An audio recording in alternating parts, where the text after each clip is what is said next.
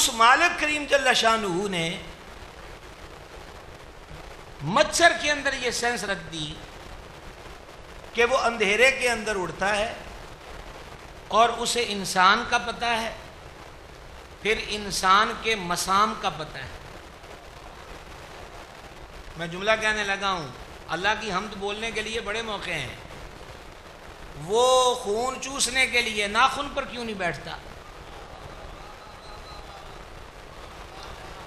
بیٹھتا ہے ناخن پر، ناخن پر کیوں نہیں بیٹھتا؟ وہ جسم کا انتخاب کرتا ہے، اور جسم کے اندر بھی جو مسام ہے، جہاں سے اس کو پتہ ہے کہ یہاں میں نے اپنی تھوتنی ڈالنی ہے، وہاں پر وہ چونچ رکھتا ہے۔ اچھا، خون ہے گاڑھا اور اس کی جو تھوتنی ہے وہ نہایت باریک، آپ مچھر کے قد سے اندازہ کر لیں۔ مالک پھر اس کے اندر فلٹر کا نظام رکھتا ہے کہ وہ گاڑھا خون جیسے ہی اس کی تھوتنی میں انٹر ہوتا ہے وہ پتلا ہو کر اس کے پیٹ میں چلا جاتا ہے۔ پھر فرمایا خوراک رکھی نا اس کی، پھر اس کے اندر ایک سینسر کی قوت رکھ دی کہ جیسے ہی اس نے اپنی چونچ تھوتنی مسام پر رکھی اور بندے کو ہوئی تکلیف، اس نے اپنا اٹھایا ہاتھ اس کو اڑانے کے لیے یا مارنے کے لیے، ہاتھ اٹھا ہے، کوئی الارم تو نہیں بجے گا، کوئی روشنی تو ہے نہیں ہے، رات کا اندھیرا ہے، مالک نے وہ ہاتھ اٹھنے کی جو آواز ہے اس کا شعور بھی اس کے اندر پیدا کر دیا، اور پھر وہاں سے اس نے اڑنا ہے، اڑنے کے لیے اس کو 2 پر دے دیے، یعنی اس کے حسن تخلیق کوئی دیکھا جائے تو بندہ اس کے سوا کسی سے محبت نہ کرے، کہ بڑے جسے میں جو کمار رکھ دیتا ہے وہ چھوٹے سے کے اندر بھی کمار رکھ دیتا ہے، یہ اس کی شان ہے۔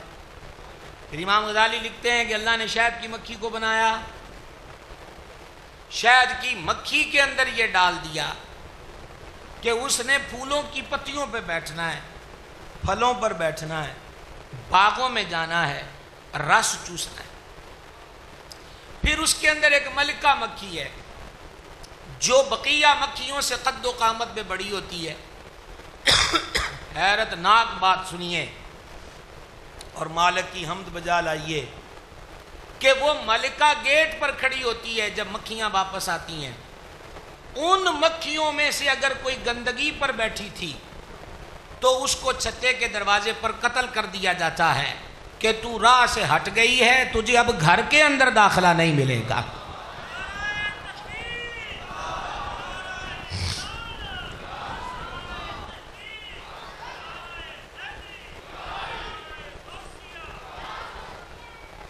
آپ دیکھ رہے ہیں قدرت کے شاہکار، اس کے کمالات، اس بنانے والے کا حسن تخلیق، یعنی کہ چھتے کے دروازے پر بیٹھی ہوئی مکھی کو اس بات کا علم ہے کہ کون پھولوں سے ہو کر آئی ہے اور کون اول تو وہ گندگی پر بیٹھتی نہیں، بیٹھ جائے تو اسے انٹری نہیں ملتی۔ صوفیہ فرماتے ہیں تیرا کام بھی گند پہ بیٹھنا نہیں، تو چمنستان محبت کے لیے ہے، پھولوں کے رس چوس، کہیں سے قرآن کی تلاوت کر کے رس حاصل کر، کہیں حضور پہ درود پڑھ کے رس حاصل کر، کہیں استغفار کر کے اس کی برکات کو پا، اور جب تو پالے گا تو چھتے کی انٹری آسان ہو جائے گی۔ لیکن اگر تو گند پر بیٹھا، معصیت کی طرف گیا، اس مالک کریم کی نافرمانی کی طرف گیا، تو یاد رکھ جس طرح شہد کی چھتے پر ملکہ بیٹھی ہے کہ قتل کر دیا جائے گا، انٹری نہیں ملے گی، تجھے بھی اس کے گھر تک رسائی حاصل نہیں ہوگی۔ اللہ کے دربار میں رسائی اسے ہی ملتی ہے جو غلاظت پر نہیں بلکہ چمنستان محبت کی سیر کرتا ہے، صرف اسے دیا جاتا ہے، یہ شرف و سعادت صرف اسے حاصل ہوتا ہے۔ اللہ کی محبت،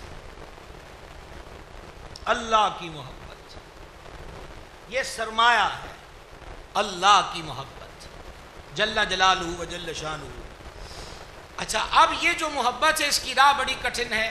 ایک صاحب خدمت میں حاضر ہوئے، عرض کی یا رسول اللہ علیہ السلام میں آپ سے محبت کرتا ہوں۔ سرکار نے فرمایا فقر کے لیے تیار ہو جا۔ سبحان اللہ۔ انہوں نے دوسری بات عرض کی حضور میں اللہ سے بھی محبت کرتا ہوں، فرما آفتوں کے لیے دروازہ کھول دے۔ غالباً امیر خسرو دہلوی نے کہا تھا بہت کٹھن ہے ڈگر پن گھٹ کی، کیسے میں بھر لاؤں مدوا سے مٹکی۔ یہ ڈگر بڑی ہی تنگ ہے، ہاں جب چل جائے تو پھر بڑا آسان راستہ ہو جاتا ہے۔ کہا آپ سے محبت کرتا ہوں، فرما فقر کے لیے تیار ہو۔ میں اللہ سے بھی محبت کرتا ہوں، حضور فرماتے ہیں آفتوں کے لیے دروازہ کھول دے۔ جب محبت ہو جاتی ہے تو سر تسلیم خم ہوتا ہے۔ حضرت ابراہیم علیہ السلام کا وصف ہے کہ وہ خلیل اللہ ہیں۔ خلت اور خلت میں فرق ہے۔ ان کو جو خلیل کہا جاتا ہے یہ اس محبت کا اظہار ہے کہ دل کے کسی کونے میں کسی اور کی محبت کی گنجائش نہ رہے، خلیل اس کو کہتے ہیں۔ سرکار سیدنا ابراہیم خلیل اللہ علی نبینا الکریم علیہ الصلوۃ والتسلیم کی روح مبارک کو ملک الموت قبض کرنے حاضر ہوئے تو سرکار ابراہیم علیہ السلام نے فرمایا کیا دوست بھی دوست کی جان لیتا ہے؟ وہ میرا دوست ہے، میں اس کا دوست ہوں۔ ملک الموت نے عرض کی میں کریم سے پوچھتا ہوں۔ حاضر درگاہ سمدیت ہوئے، مولا تیرے خلیل نے پوچھا ہے کہ دوست بھی دوست کی جان لیتا ہے؟ تو اللہ کریم نے فرمایا میرے خلیل سے جا کے کہے کہ کیا دوست دوست کو ملنا بھی پسند نہیں کرتا؟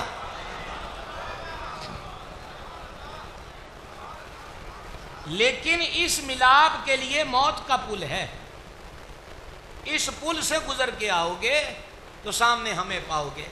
جب حضرت ملک الموت نے بارگاہ خلیل میں یہ عرض کی تو سرکار ابراہیم علیہ الصلوۃ والتسلیم نے حضرت ملک الموت سے فرمایا دیر نہ کر، انی دیر تے سے انتظار ہی اس گل دا کیتا ہے کہ کب اس کے شرف دیدار سے مشرف ہوں، وجود تیار ہے اس کے حضور حاضر ہونے کے لیے۔ تو محبت بندے کو اس نہج اور اس اسٹیج پر لے کر آ جاتی ہے۔ تو مومن کی شان، مومن کا وصف، مومن کی عظمت یہی ہے کہ وہ سب سے بڑھ کر اللہ کریم سے محبت کرے۔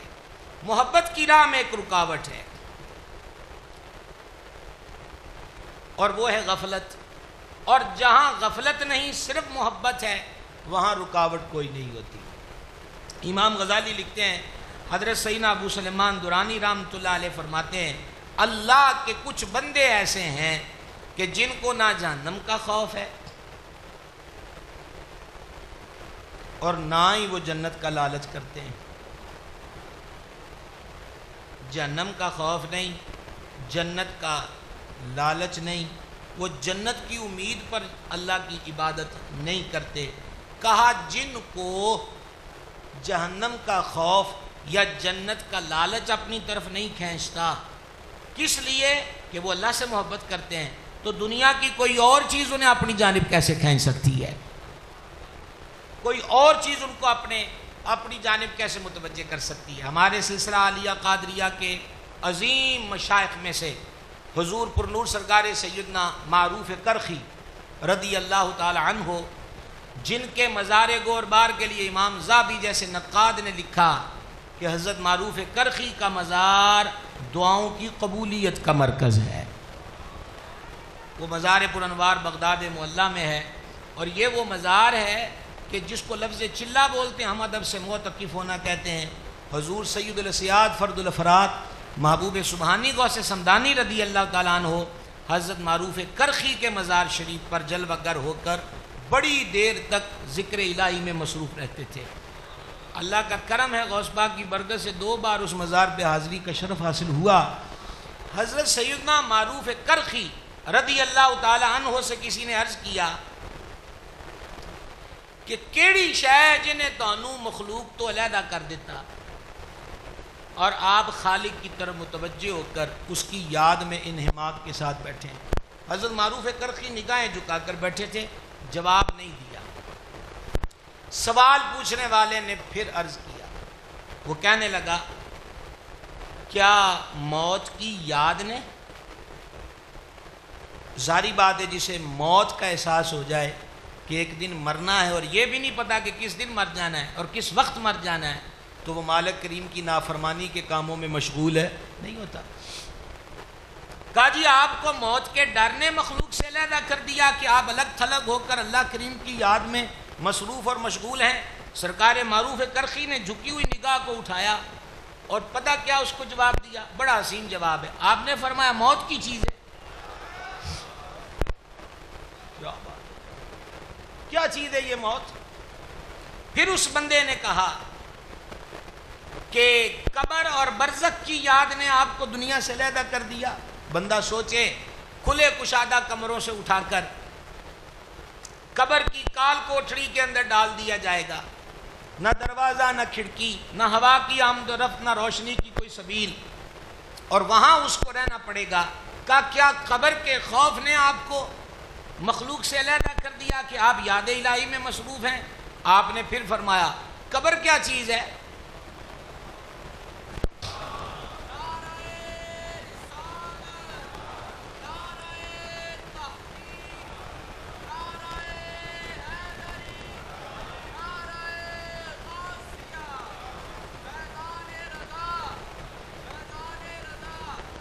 حضرت سیدنا عیسیٰ روح اللہ علیہ نبینا الکریم علیہ الصلوۃ والسلام نے فرمایا، جب تم کسی نوجوان کو اللہ کی جستجو میں، اللہ کی آرزو میں، اللہ کی محبت میں مستغرق دیکھو کہ ایک نوجوان یاد الہی کی طرف متوجہ ہے اور دنیا کی رنگینیوں اور رنگ رلیوں سے اپنے آپ کو بچائے ہوئے ہے، تو حضرت سیدنا عیسیٰ علیہ الصلوۃ والسلام ارشاد فرماتے ہیں کہ سمجھ لو کہ اس نوجوان کو رب کی جستجو نے ہر شے سے بیگانہ کر دیا ہے.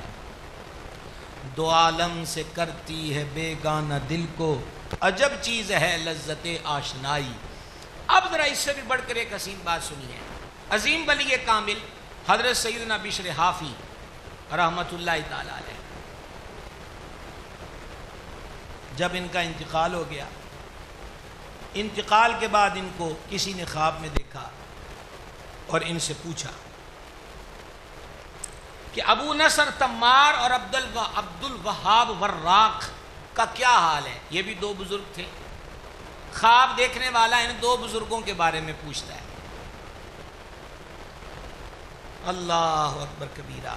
تو حضرت بشر حافی نے فرمایا تھوڑی دیر ہوئی ہے، میں نے ان کو دیکھا اللہ کی بارگاہ میں بیٹھے ہوئے کھانا کھا رہے تھے. کیا بات ہے!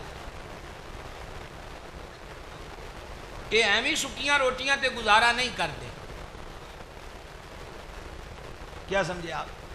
بھائی دعوت کی ہو کسی نے اور یہ کہہ دیا ہو کہ جناب آپ کے لیے مٹن پکا ہے، وہ بھی دیسی گھی میں،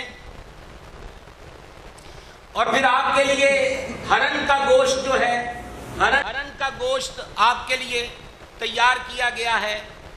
اب راستے میں مل جائے نان ٹکی والا، راستے میں مل جائے نان ٹکی والا، وہ کہے جناب تانوں مفت جی دینے، انہیں کہو بھائی میں نہیں کھانا، بھوک شدید لگی ہوئی ہے، 50 کلومیٹر کا سفر باقی ہے، 1.5 سے 2 گھنٹے لگ سکتے ہیں شکستہ حال سڑکوں کی وجہ سے، لیکن اس کے باوجود بھی وہ نان ٹکی اور چپس اور بسکٹ نہیں کھائے گا. اسے ہرن کا گوشت اور دیسی گھی میں پکا ہوا مٹن جو ہے وہ یاد ہے. انہیں کہا اے شامہ کیوں کھانی ہو، کھاواں گے. اگر یہ سمجھ گئے تو پھر ولیوں کو بھی سمجھ جاؤ یہ سوکھی روٹیوں پہ کیوں گزارا کرتے ہیں.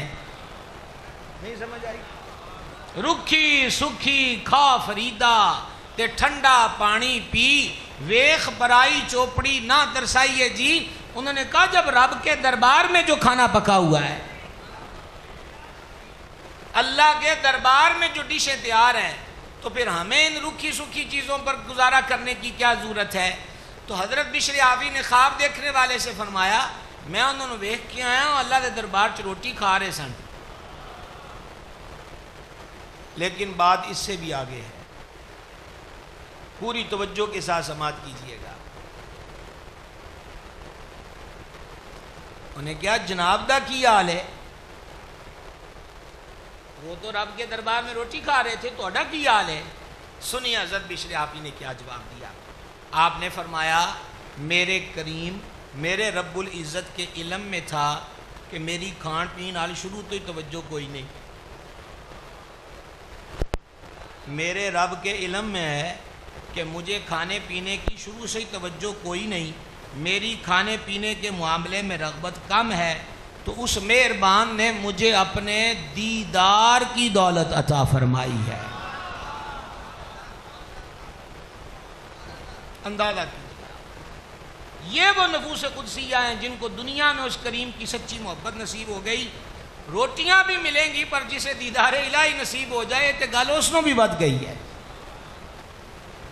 اور روایات میں عارفین نے ان روایات کو نقل کیا کہ ایسے لوگ جو یاد الہی کے لیے، دیدار الہی کے لیے ٹھنڈے جام سے کنارہ کش رہے، مرغوب غذاؤں سے کنارہ کش رہے، دم بدم اسے یاد کرتے رہے جب انہیں جنت میں داخلہ دیا جائے گا، بلکہ حضور نظام الحق والدین سرکار نظام الدین اولیاء محبوب الہی رحمت اللہ علیہ تو یہ روایت بیان کرتے ہوئے رو پڑے کہ مشتاقان جمال الہی کو کہا جائے گا کہ جنت میں جاؤ، تو حضرت نظام پاک رو پڑے، فرمایا کہ وہ آگے سے کہیں گے ہم نے جنت میں نہیں جانا، وہ جس نے اپنا دیدار کروانا ہے سانو اتھے لے کے جاؤ۔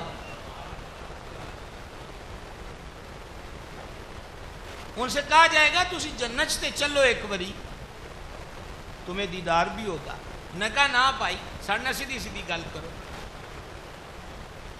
توجہ ہے آپ حضرات کی؟ حضرت شاہ صاحب کو آگے بھیج دیں جی، شاہ صاحب بھی تشریف لیا، آپ توجہ رکھیں گے باقی حضرات۔ کہا کہ ہم اللہ تبارک و تعالی جل شانہ کا دیدار کرنے کے لیے بھوکے رہے ہیں کہ اس کی ایک جھلک مل جائے، اس کا دیدار نصیب ہو جائے۔ تو ہم نے یہ دودھ شربت کی نہروں کے لیے یہ سسٹم نہیں کیا۔ توجہ ہے آپ حضرات کی؟ دائیں بائیں توجہ کریں گے تو کہیں اور چلے جائیں گے۔ اب گرامی قدر حضرات، حضور نظام پاک روئے کس بات پر کہ وہ عشاق جب نہیں نہ مانیں گے کہ اسی نہیں جانا جنت، دیدار رب کا کرنا ہے، تو فرمایا ان سے کہا جائے گا کہ سونے کی زنجیریں پکڑو۔ یہ حضور فوائد الفوائد شریف میں ہے، سونے کی زنجیریں پکڑو، انہوں سونے دیاں زنجیراں چ کسو تو کھچ کے لے جاؤ جنت، اگلیاں گلاں پھر کران کے۔ آپ اندازہ کیجئے کہ جن کے شب و روز اس کریم کی محبت میں گزرتے ہیں، وہ حشر کے میدان میں بھی ڈٹ کے کھڑے ہیں اور کچھ نہیں چاہیے، صرف اور صرف دیدار الہی چاہیے، دیدار الہی چاہیے۔ تو ہم اللہ سے محبت کریں، اس کے کتنے اسباب ہیں؟ لمحہ لمحہ ایک ایک سانس ابھارتا ہے کہ ہم صرف اللہ سے محبت کریں، دنیا کی محبتوں سے اپنے دل کو خالی کریں۔ کیا اللہ کی ساتھ محبت کے لیے یہ کافی نہیں کہ اس نے ہمیں زمین پر منہ مار کے کھانے سے بچایا ہے، ہاتھ دیا ہے؟ کیا اللہ سے یہ محبت کے لیے کافی نہیں کہ اس نے ہاتھ میں بھی قوت نوالا توڑنے کی رکھی اور پھر اس کو منہ میں رکھنے کی طاقت دی، پھر اس نے آگے ایک سسٹم رکھا دانتوں کا جو نوالے کو چبا دے، چبا کر پھر حلق سے نیچے نوالا اتر جائے؟ یہ بات محبت کے لیے کافی نہیں؟ پھر وہ معدے میں چلا جائے، پھر معدے میں آگے اس نے مشینری فٹ کی ہوئی ہے کہ وجود کو جس انرجی کی ضرورت ہے کشید کر کے وجود کو فراہم کرے، باقی فاسد مواد کا اخراج ہو، وہ اخراج ہو جانا، کیا یہ عمل بھی اس سے محبت کے لیے کافی نہیں؟ بندہ تھک گیا، نیند ڈال دی، کہا ذرا سورج کو غروب کرو، ہلکی چاندنی رکھو، میرے بندے دھیمی دھیمی چاندنی کے اندر آرام کر۔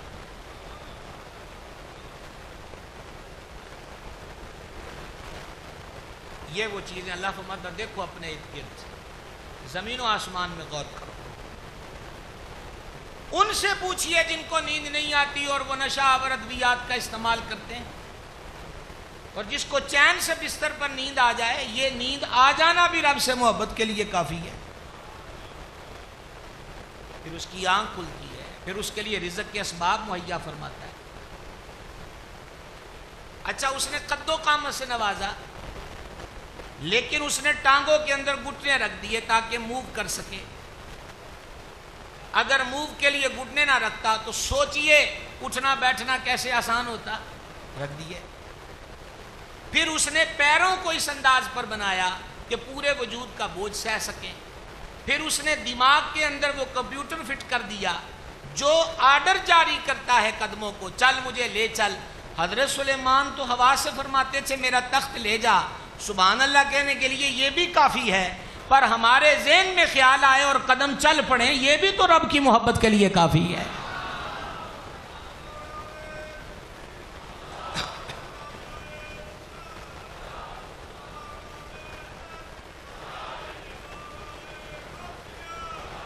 اس کے بعد اللہ کریم نے فرمایا اے داؤد علیہ السلام، بے شک میں نے مشتاقوں کے دل اپنی رضا سے پیدا کیے اور اپنے وجہ کریم، لفظ چہرہ ہم نہیں نہ بولتے، اپنے وجہ کریم کے نور سے انہیں آسودہ کیا،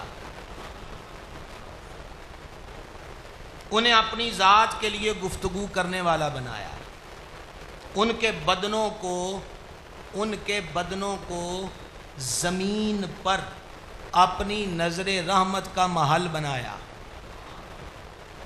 یہ جو ہم کہتے ہیں نا ولیوں کے وجود کی برکت سے بلائیں ٹلتی، مالک خود فرماتا ہے کہ وہ جو میرے مشتاق ہیں نا، یہ باقی سجے کبے جو بھی ہوئی جاندہ اسی تے اپنے مشتاقہ نو ویکھیدا ہے.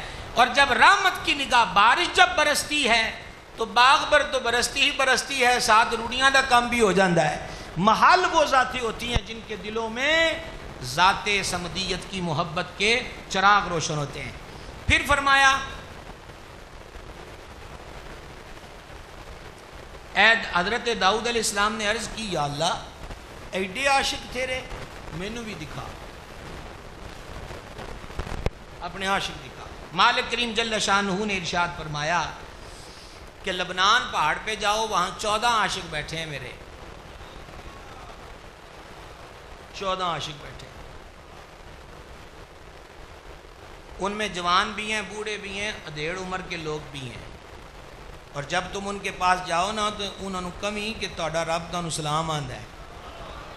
اچھا جی میں اب آپ سے یہ کہوں گا کہ یہ سبحان اللہ آپ کا کہنا بنتا ہے کہ نہیں بنتا ہے؟ آپ سے کہیں گے تمہارا رب تمہیں سلام کہتا ہے. انہیں 14 کو بھیجا، اپنے نبی کو جا رہا ہے، سلامتیاں رب ارشاد فرما رہا ہے، ان کو کہنا تمہارا رب تمہیں سلام فرماتا ہے. اور رب فرماتا ہے کنی دیر ہوگی تانوں میری یاد چ بیٹھے ہو، تسی کدی میرے تو سوال ہی نہیں کیتا. اور جائزہ لے رہے ہیں ہم اپنا اور ان کا. ساڈا رولا ہی ہے کہ ساڈی دعا قبول نہیں ہوندی، اور مالک مشتاقوں کو فرماتا ہو تانوں ہویا کہ یہ تسی کوئی شے ہی نہیں منگدے. محبت والوں کے لیے میسیج ہے تسی کوئی شے ہی نہیں منگدے. تم میرے محبوب ہو، برگزیدہ ہو، دوست ہو، جدو تسی خوش ہوندے ہو میں بھی خوش ہونا ہے، اور میں تمہاری محبت کی طرف جلدی کرتا ہوں. حضرت داؤد علیہ السلام لبنان پہاڑ پہ تشریف لے گئے ان 14 بندوں کے بعد. انہوں جدو ویکھیا نا حضرت داؤد علیہ السلام، وہ پہلے نہیں جانتے تھے، انہوں جدو ویکھیا نا تو وہ تو نس پہ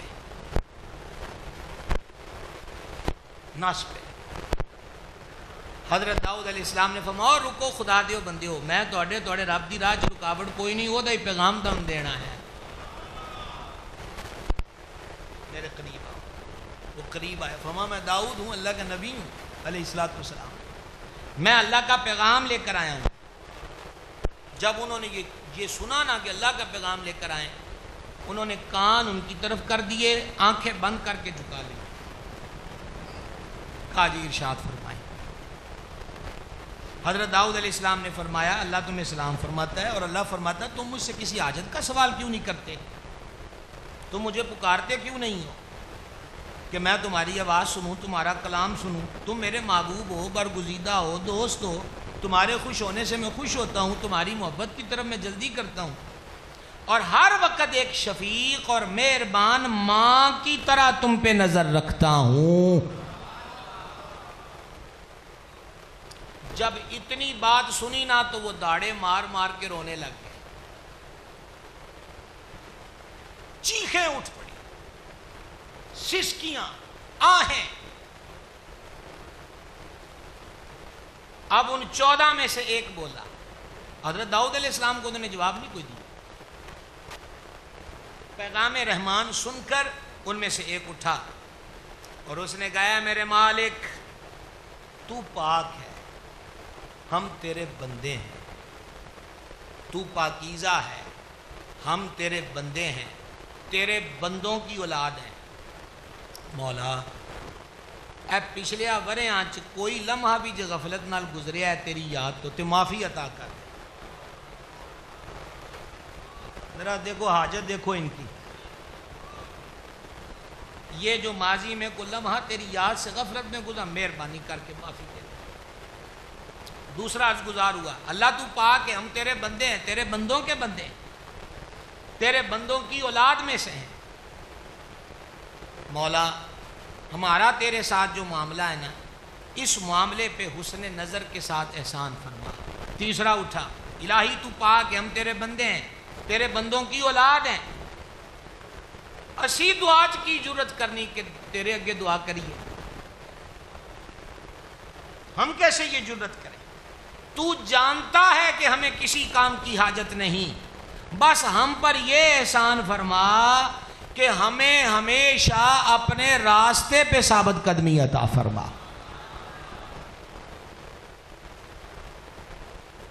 یہاں روک کر ایک بات کہنا چاہتا ہوں، سید الاولیاء مخدوم امم سرکار داتا گنج بخش فیض عالم رضی اللہ تعالیٰ عنہ نے محبت کی پختگی پر یہ بات نقل فرمائی، فرمایا محبت کامل وہ ہوتی ہے کہ وصل بھی نصیب ہو جائے، آرزو ختم نہ ہو، شوق ختم نہ ہو۔ کامل اتنے ہو گئے کہ حضرت داؤد وہاں جا رہے ہیں، لیکن اس کے باوجود بھی شوق ختم نہیں ہوا۔ آگے سنیے، چوتھے نے کہا مولا ہم تیرے عاجز کمزور بندے ہیں، تو اپنے وجود و کرم سے ہماری مدد فرما۔ پانچویں نے کہا یا اللہ تو نے ہمیں ایک نطفے سے پیدا کیا اور اپنی عظمت میں غور و فکر کرنے کے سبب ہم پر احسان فرمایا، تو جو تیری عظمت میں مشغول ہو اور تیرے جلال میں فکر مند ہو وہ تجھ سے کلام کرنے کی کیا جرت کر سکتا ہے؟ ہمارا مقصود تو تو ہی ہے اور ہمیں کچھ نہیں چاہیے۔ چھویں نے کہا الہی ہماری زبانیں ہی عاجز ہیں کہ تجھ سے کچھ مانگے، کیونکہ تیری شان بلند ہے، تو اپنے ولیوں کے قریب ہے اور تیرے احسان محبت والوں پر پہلے ہی بہت زیادہ ہیں۔ ساتویں نے کہا مولا تو نے ہمارے دلوں کو اپنے ذکر کی طرف رہنمائی فرمائی اور اپنی ذات میں مشغول ہونے کے لیے ہمیں فراغت بخشی، لہٰذا اس نعمت کے شکرانے میں ہم سے جو کوئی کمی رہ گئی یہ معاف کر دے۔ آٹھویں نے عرض کیا مولا تو ہماری حاجت کو جانتا ہے، صرف تیرے حسین چہرے وجہ کریم کی زیارت ہمارا شوق ہے، اپنا دیدار کروا دے۔ نویں نے کہا غلام اپنے آقا پر کیوں جرت کر سکتا ہے، لیکن جب تو نے اپنے لطف و کرم سے ہمیں دعا کا حکم دیا ہے تو ہمیں ایسا نور عطا کر جس کے ذریعے ہمیں آسمانی طبقات کے اندھیروں میں راستہ مل جائے۔ دسویں نے کہا یا اللہ میں تجھ سے یہی دعا کرتا ہوں کہ ہم پر اپنی دائمی توجہ کے ساتھ متوجہ رہ۔ گیارہویں نے کہا یا اللہ تو نے جو ہمیں نعمتیں عطا فرمائی ہیں نا اور ہم پر جو احسانات کیے ہیں ان کی تمامیت کا سوال کرتے ہیں۔ بارہویں نے کہا تیری مخلوق میں ہمیں کسی چیز کی حاجت نہیں، بس اپنے وجہ کریم کے جمال کی زیارت سے ہم پر احسان فرما۔ تیرہویں نے کہا الہی میں یہ تجھ سے دعا کرتا ہوں، یا تیرہویں بندے کی دعا بھی غور نہ سننا، مولا میں تجھ سے دعا کرتا ہوں کہ میری آنکھوں کو دنیا اور اہل دنیا کی طرف نظر کرنے اور میرے دل کو آخرت سے غافل ہونے سے پہلے اندھا کر دے۔ اور چودہویں نے کہا اے بابرکت بلند و بالا میں جانتا ہوں کہ بے شک تو اپنے ولیوں سے محبت کرتا ہے، ہم پر یہ احسان کر کہ ہمارے دل سب کو چھوڑ کر صرف تیری ذات کی طرف متوجہ ہو جائے۔ گرامی قدر حضرات گزارش یہی ہے، ہر اعتبار کے ساتھ اس نے ہمیں مسلمان بنایا، انسان بنایا، کھانے پینے کو دیا، پہننے کو دیا، رہنے کو جگہ بخشی، موسموں کے تغیر بخشے، زمین سے ہمارے لیے چیزوں کو اگایا، ہر جہت ہر اعتبار کے ساتھ حق یہی بنتا ہے کہ ہمارے دلوں میں اپنے مالک کی محبت ہے۔ سید العالمین علیہ الصلوۃ والسلام نے فرمایا اللہ سے محبت کرو کیونکہ وہ تمہیں نعمتیں کھلاتا ہے، مجھ سے محبت کرو اللہ کی وجہ سے، اور میری آل سے محبت کرو میری وجہ سے۔ کمزور آواز ہے آپ